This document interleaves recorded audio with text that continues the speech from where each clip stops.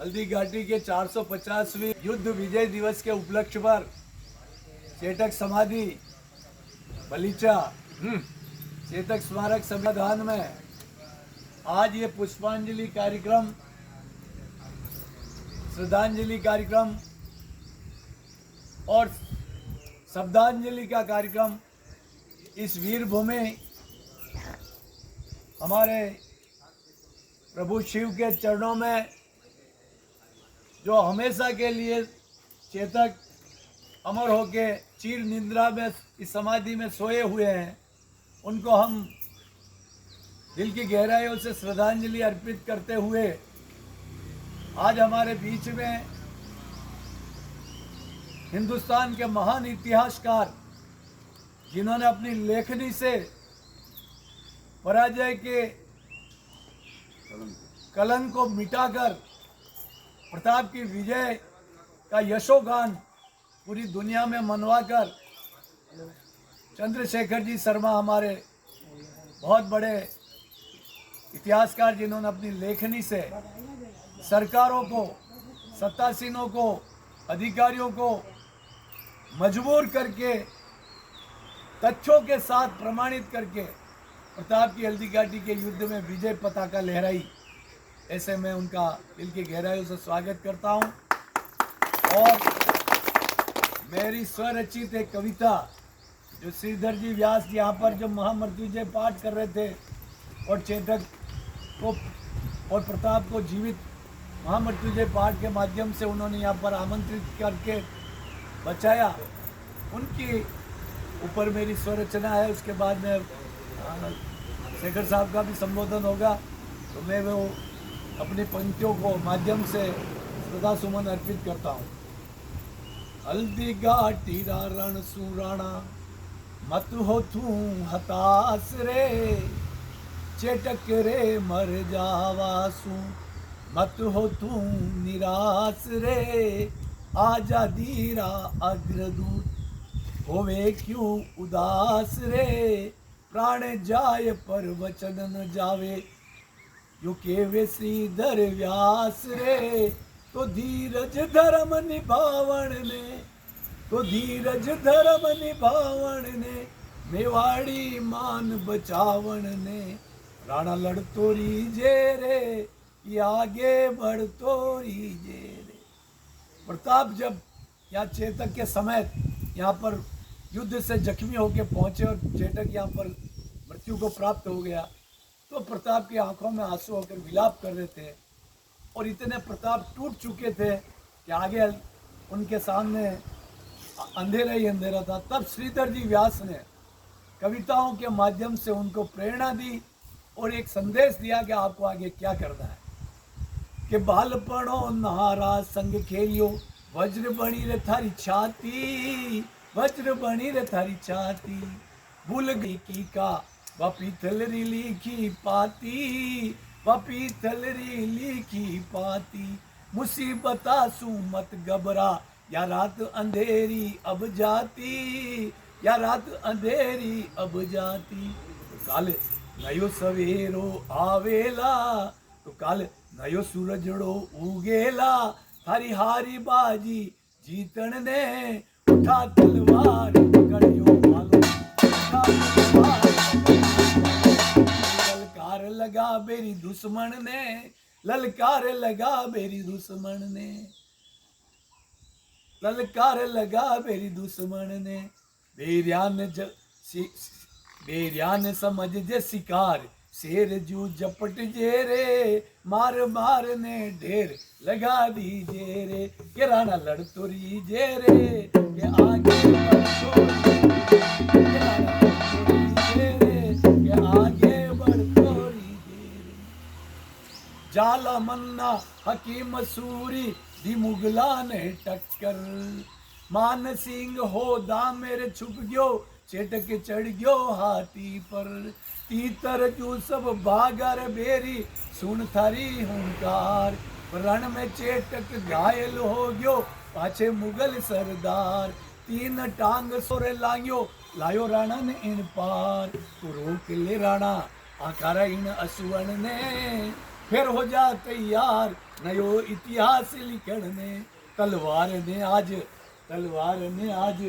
तलवार ने आज कलम बढ़ा तलवार ने आज कलम बढ़ा दीजिए रे तलवार ने आज कलम बढ़ा दीजिए रे रक्त ने आज शाही समझ लीजिए रे कि राणा लड़ तो रीजे रे कि आगे बढ़ तो रीजे रे बामा साथर भेजो खजानो कर सेना तैयार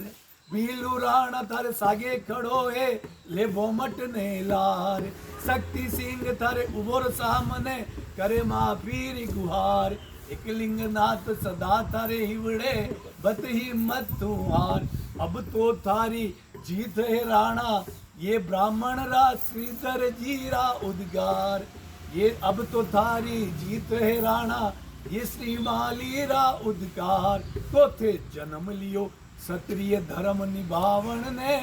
तो थे जन्म लियो क्षत्रिय धर्म निभावण ने अरे जावे रण में रजपूत बेरियान बहावण ने नाड़ा खाड़ा ताल तलैया रक्त सुभर दीजे रे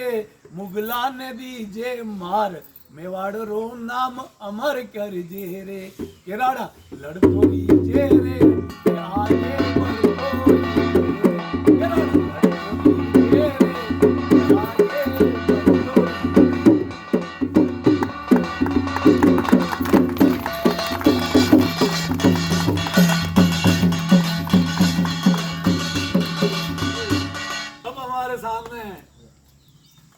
देश के जाने माने इतिहासकार जिन्होंने हल्दीघाटी को इतिहास को बदलने का काम किया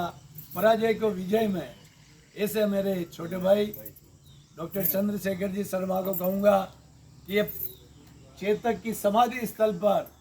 जहाँ पर श्रीधर जी व्यास ने महामृत्युंजय का पाठ करके इस शिव मंदिर की स्थापना की और जिससे प्रताप जीवित बच के आए और चेतक को प्रताप ने यहाँ पर चेतक को पुष्पांजलि और जल के द्वारा पंडित जी को देकर ये गांव जागीरी में दिया और उनको कहा कि एक राजा का अंतिम संस्कार हो जैसा अंतिम संस्कार इस चेटक का होना चाहिए। चेटक मेरे लिए पशु नहीं एक मनुष्य से बढ़ के था और इसलिए उनकी श्रीधर जी व्यास के हाथों से अंतिम संस्कार करवा के यहाँ पर उनकी ये समाधि बनाई गई। इस समाधि स्थल पर आप हमें अपने शब्दों से अपने स्वरांजलि से आप चेतक को समर्पित करें। इस पुण्य भूमि हल्दीघाटी के पूरे क्षेत्र को मैं प्रणाम करता हूँ और यहाँ के निवासी जो हैं उनके चरणों में प्रणाम करता हुआ माननीय जगदीश राज जी श्रीमाली साहब, माननीय महेश जी भाई साहब, आपकी साक्षी में, क्योंकि आज से लगभग 450 साल पहले जिन ठाकुर पंडित जी श्रीधर जी व्यास ने इस पुण्य भूमि को कालों के काल महाकाल शिवजी की स्थापना करके इस पुण्य भूमि को सुरक्षित बनाया था और इस पुण्य भूमि की सुरक्षा का जो कवच था वो कवच उन्होंने महाराणा प्रताप को महामृत्युंजय के माध्यम से समर्पित किया था। उन्हीं के वंशज जगदीश राज जी श्रीमाली साहब आज 450 साल के बाद में भी आज उसी चेतना की लौ को, उस दीपक की रोशनी को, उस दीपक की लौ को जलाए हुए हैं और आज ये हल्दीघाटी के इस पुण्य भूमि बलीचा में जहाँ पर चेतक का प्राणांत हुआ था, जहाँ पर चेतक का अंतिम संस्कार हुआ,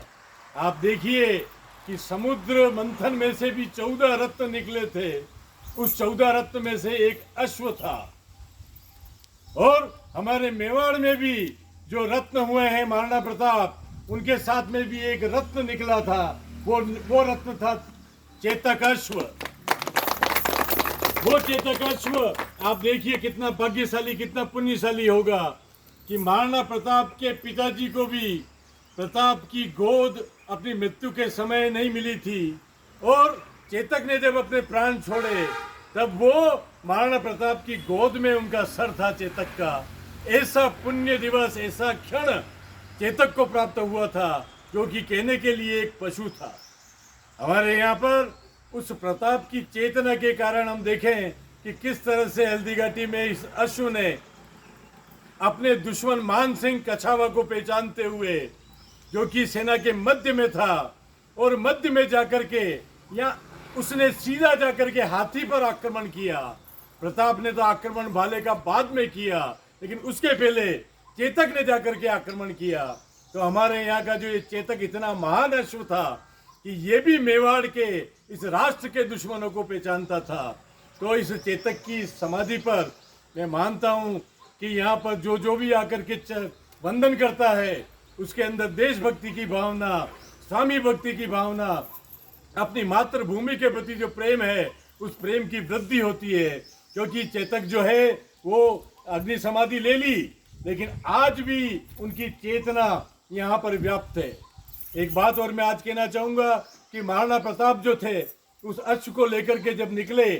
जब चेतक अश्व घायल हो गया, तो उनको चिंता थी कि चेतक की एक टांग कट चुकी है, और उसके लिए वो हल्दी घाटी क्षेत्र से बाहर निकल करके आए। चेतक का प्राणांत कहीं रास्ते में भी कहीं पे भी हो सकता था, इतना लंबा 5 किलोमीटर का एरिया है। लेकिन इस पुण्य भूमि को क्यों चुना, इस पुण्य भूमि पर यहाँ आकर के चेतक के प्राणांत क्यों हुए, उसके पीछे पंडित जी श्रीधर जी व्यास की जो ये तपस्थली थी, महादेव की जो पूजा थी, मैं मानता हूँ कि वो एकमात्र कारण होगा। क्योंकि इस जगह को उन्होंने हर हर महादेव, कालों के काल महाकाल से इस पूरे क्षेत्र को उन्होंने अमर बना दिया था, और चेतक को अमरता प्राप्त होनी थी। इसलिए चेतक ने यहाँ आकर के, इस पुण्य भूमि के आकर में अपना प्राणांत हुआ, और महाराणा प्रताप की गोद उनको प्राप्त हुई। आज मैं आप सभी बलीचा वासियों को, हल्दी घाटी वासियों को नमन करता हूँ कि आज भी आप सभी लोग इकट्ठे होकर के आज चेतक के प्रति जो आप एक निष्काम श्रद्धा, देखो बहुत से लोग जो होते हैं अपने किन्हीं फायदों के लिए, हो सकता है कभी कभार यहाँ पर आकर के अपना मतलब कि जो है अपने का हाथ जोड़ करके खड़े हो जाएं, लेकिन आप तो यहाँ के वासिंदे हो, और चेतक की जो प्रेरणा है, वो चेतक की प्रेरणा आपके कण कण में व्याप्त है। और आप जितने भी लोग हो, मैं उनको प्रणाम करता हुआ ही कहना चाहूँगा कि इस चेतक की समाधि की जो पूजा की जो लो श्रीधर जी व्यास से चली है, जिसको जगदीश राज जी श्रीमाली साहब इनका परिवार निभा रहा है, और आज भी उसी भावना से, उसी जज्बे के साथ में ये आगे भी जो है इस बलीचा ग्राम की